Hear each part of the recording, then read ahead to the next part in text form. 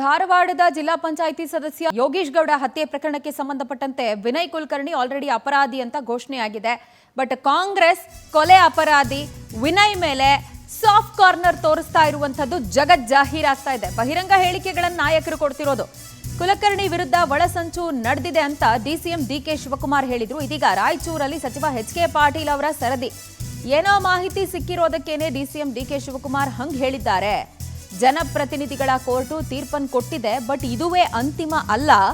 ವಿನಯ್ ಕುಲಕರ್ಣಿ ಮುಂದೆ ಮತ್ತೆ ಆಪ್ಷನ್ಗಳಿದೆ, ಅವರು ಹೈಕೋರ್ಟಿನ ಮೆಟ್ಲೇರಬಹುದು ಅಂತ ರಾಯಚೂರಲ್ಲಿ ಕಾನೂನು ಸಚಿವ ಎಚ್.ಕೆ. ಪಾಟೀಲ್ ಹೇಳಿಕೆಯನ್ನ ಕೊಟ್ಟಿದ್ದಾರೆ.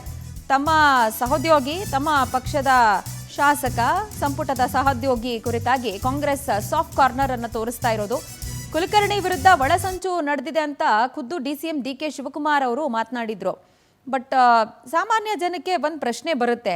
ಈಗ ಯಾವುದೋ ಲಂಚ ಪಡ್ಕೊಂಡಿದ್ದಾರೆ ಅನ್ನೋ ಪ್ರಕರಣನೋ, ಇಲ್ಲ ಯಾವುದೋ ಭ್ರಷ್ಟಾಚಾರ ಮಾಡಿದ್ದಾರೆ ಅಂತನೋ, ಬೇಡ ಸಿಡಿ ಹನಿ ಟ್ರ್ಯಾಪೇ ಆಗಿದ್ರು ಏನೋ ಸಂಚು ಮಾಡಿ ಯಾರೋ ಸಿಕ್ಕಾಕ್ಸಿದ್ದಾರೆ ಅಂತ ಹೇಳ್ಬೋದು. ಬಟ್ ಒಂದು ಕ್ರಿಮಿನಲ್ ಪ್ರಕರಣ ಇದು.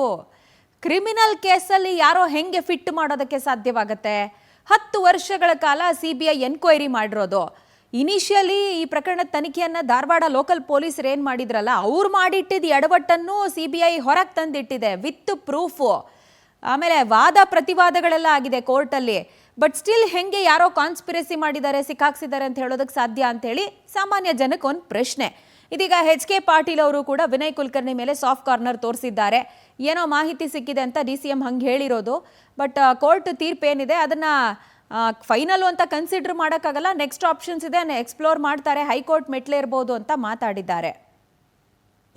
ಈಗ ವಿನಯ್ ಕುಲಕರ್ಣಿ ಅವ್ರನ್ನ ಈ ನಮ್ಮ ಪಬ್ಲಿಕ್ ರಿಪ್ರೆಸೆಂಟೇಟಿವ್ಸ್ ಕೋರ್ಟ್ ಏನಿದೆ, ಆ ಕೋರ್ಟ್ನಲ್ಲಿ ಒಂದು ತೀರ್ಪು ಬಂದಿದೆ.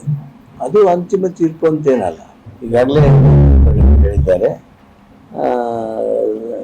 ಅವರು ಹೇಳಿದಾಗೆ ಅವರು ನಿರ್ದೋಷಿ.